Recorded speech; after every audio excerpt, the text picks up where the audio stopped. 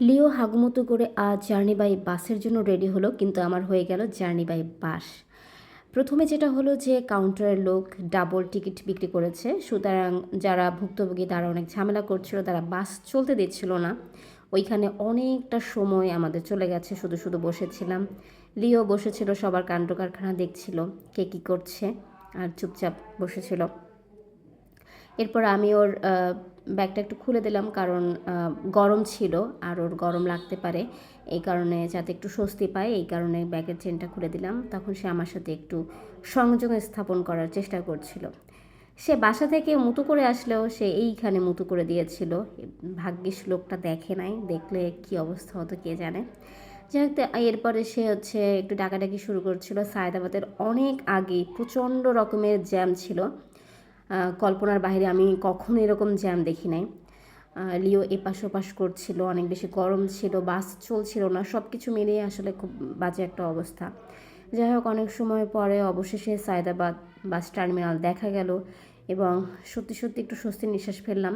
বাস চলছিল, লিও ঘুমাতে পারছিল না, কারণ অনেক ঝাঁকুনি ছিল বাসের মধ্যে।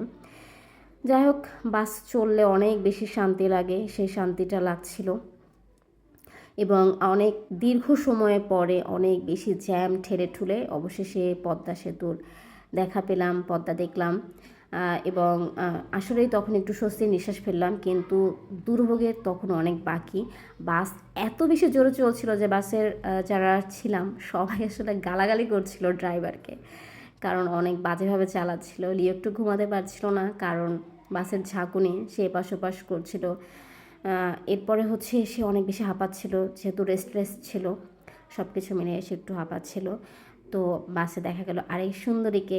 এটা দেখে লিও ভাবলো, আচ্ছা এই বাসটা তো আমার মা ভাড়া করেছে, তাহলে এখানে কেন অন্য বিড়াল আসবে। ও অনেক চিলাচিলি করছিল, কোনোভাবে বিড়ালটাকে মেনে নিচ্ছিল না।